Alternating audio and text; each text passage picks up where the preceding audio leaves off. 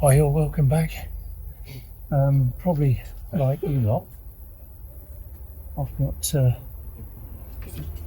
growing population of pots, and it comes to a point where you're running out of places to put them. So I've got to try and find a place for all these tomatoes. I've got one more set of tomatoes to come. I've got to then pot out the cabbages, and then I'm going to try and hoe this bed and get those onions in. But it may spill over. But the first place is, where do you put all this stuff? I've only got limited resources in the way of storage. I've got a little old lean-to there, as you know. I've put 3 shelves up. The rest is just full of crap. So it's just trying to find other areas where I can put a shelf or put them somewhere where they're going to get some light and it's easy access for watering.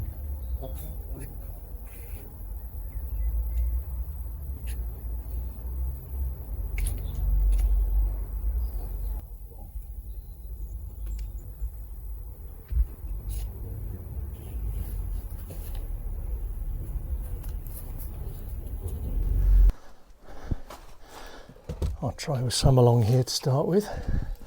Not sure how many I'll get along here, but put this old bench up donkeys years ago as a seat for a little Mexican pizza place barbecue there, but I never finished it. One of those jobs you sort of start and then lose interest, and then 5 years later, 6 years later, you may think, do you know what, I might finish that.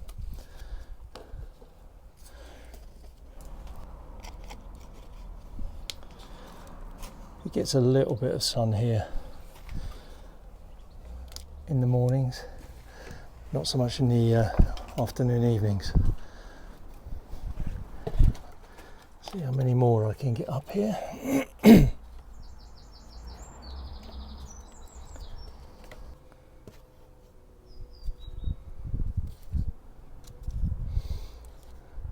Apart from the bells I can hear in the background, I can hear someone's just started up a mower.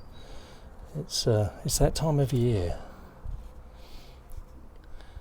I'll try and let my grass grow a bit so some of the daisies and wildflowers come through. It gives a little bit of life to nature before you cut it all back. Oh, can I get one more on the edge? Maybe not the terracotta one, just in case. Now, do I put the rest on the floor? That won't get any sun at all, will it? No, I'll find somewhere else. I've got this tumbling Ted down here, wild one, which is self-sown. It's taken up residence next to our wild strawberries. I don't know where it's come from because I've got one here, but that's a different variety. So I'm not sure where this one has come from, but however, it's very pretty, and I'm going to leave it there.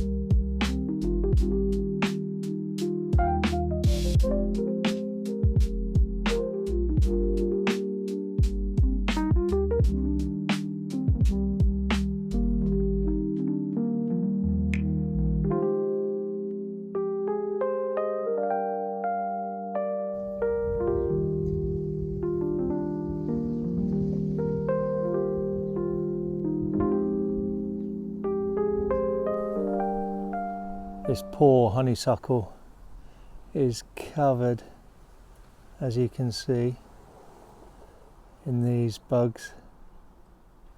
The whole plant is absolutely covered and is being eaten alive, poor thing. I'll have to get onto that.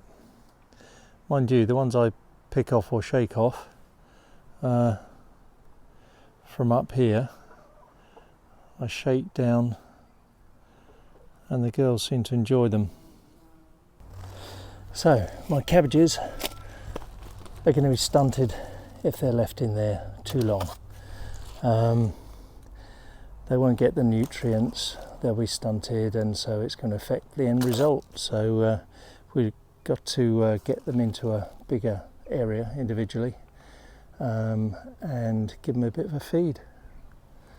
I've got all these pots ready from last year. I just say there's a spider that's made its home in here, and I've tried to get it out gently, but it keeps going through the hole, the next hole, the next hole. It's probably down the bottom by now.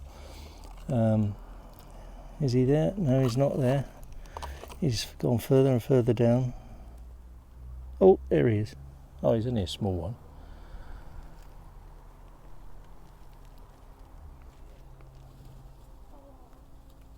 I don't know if you can see that. Lovely little garden spider there. Now, go on mate, run away. Go and do your thing. There you go. No more, I hope.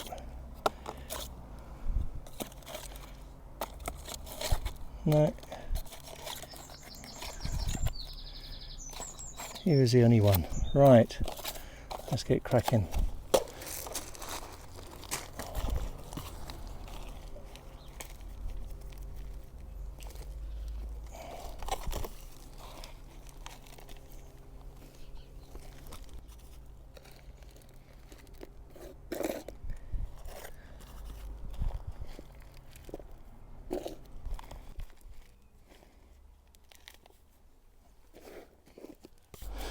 So I'm going to need my trusty tools again, and you all know what I use every time. Here he is, Terry the toothbrush. And today he's joined by Larry the lobster knife. That's bonkers, isn't it? Love it.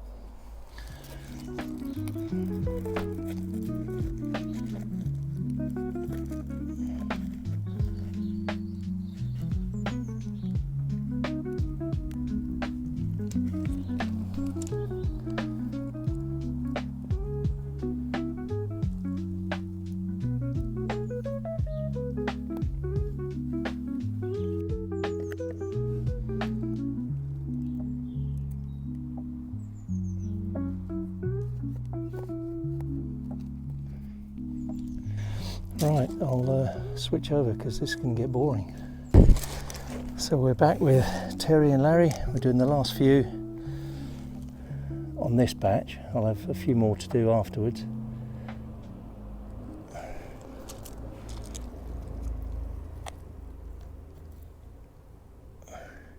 Remember, try and hold the seedlings by the leaf and not the stem, because the leaves, what am I saying? The leaves can withstand damage, but the stems can't. So if you are a bit heavy-handed like me, you have to take extra care.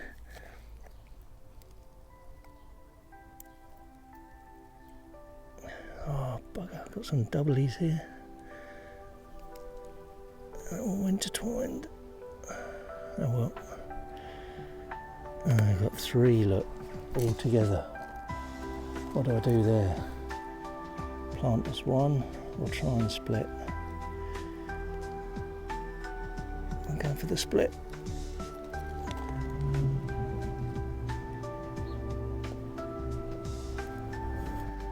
This one's going to be difficult. It's so close.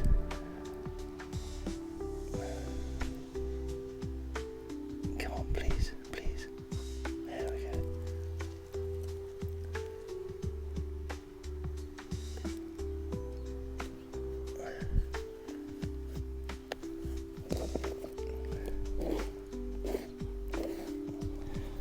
More pots.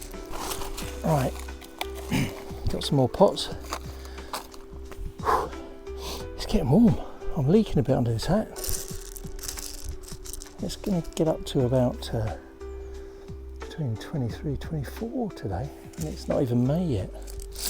Let's hope this carries on, because I remember a few years ago we had a really good May and then a shit summer after that. But hey, ever hopeful. Right.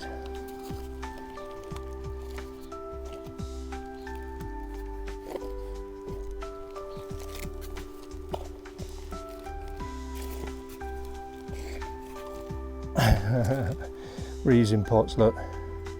Also had sweet corn in last time.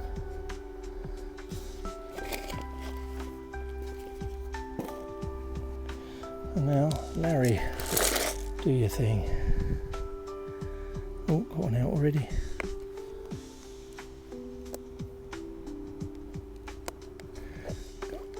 Got some tiny little ones as well. I don't know why they've come through so late.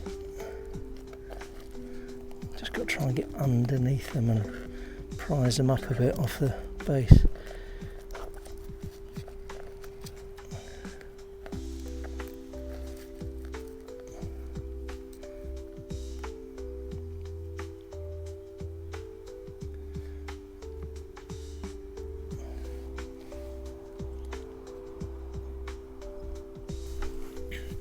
So we've got our sweet peas here, and they're getting a bit leggy, so we've got some choices to make. If you want them tall and thin to maybe climb up and give some big blooms, a few big blooms, you can leave them as they are. If you want a more bushy plant with maybe smaller, arguably smaller flowers, but more of them, an abundance, you know, quite a big bloom, then you have to pinch out. Now I've done a few with my fingers here, but I can be a bit overzealous with my hands. So I've got these smart little clippers here from Gardena. And what I'm trying to do here is look at the plants and see how many sets of leaves they've got, because you've got to remember, it's all well and good cutting out and cutting them back, etc., but they've still got to photosynthesize, so you've got to leave some leaves there. What the general consensus is, I think, is you leave 2 sets, possibly 3 in some cases, and then cut above if you want the bushier plant. I've pinched a few out with my fingers, but damaged a few of the leaves, so hence I'm going to these. Right, so let's have a look through. So this one here, for instance, you've got a little tiny shoot at the base, and you've got 1, 2, 3, 4, 5 sets of leaves there. So what I'll do is I'll take that down just above the second, if I can get these in, and take it out carefully there. So I'll do it on this one as well. 1, 2, 3. I'll just go above the third there. So what you do here is promote further shoots and growth on a wider scale rather than going up high, but also you are promoting better root growth as well, because they've got to sustain those extra leaves and branches coming off. So if I go through a bit further here, this one's got 1, 2, 3, 4, so I'll go, got these upside down. It'd help if I use them right, wouldn't it? There we go. That's another one done. 1, 2, 3. there. I'm going to leave a few leggy ones because I want them to grow up other plants rather than put frames in and stuff like that. I try and plant them around the base of other small trees or shrubs, and then they can grow within that. And it's nice sometimes having those spots of colour within a basic all green bush or shrub. So let's have a look at this one. I keep getting this upside down. It's quite ingenious, really. You've got a little prong or two prongs here that come together first and hold the item you're going to cut, and then just after that the blades come together and make the snip. So that holds, that cuts. It's really cool, and it's a lot less damaging than these old things.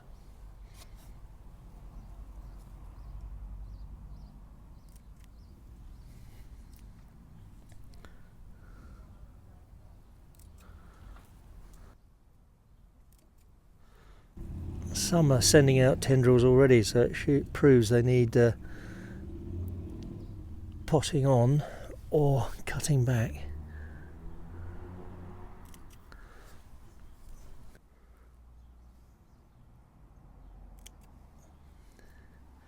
Right, I think I've got, let's count here. So I've got 1 leggy, 2 leggy, 3 leggy, 4 leggy.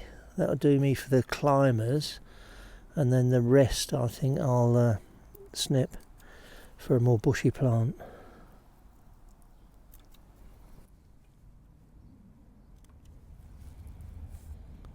I think that'll do. That's another one. Thanks very much indeed. I feel I'm picking stuff up, I'm learning stuff, I'm watching a lot of videos, trying to work out what's fact and fiction.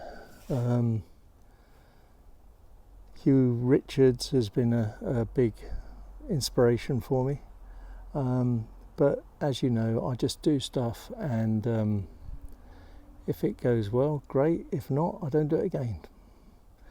But it's all a big learning curve, but I feel I'm getting there day by day, which is good, and I hope you are too. You know, the garden is starting to come into life a bit now. I mean, look at that beautiful peony there.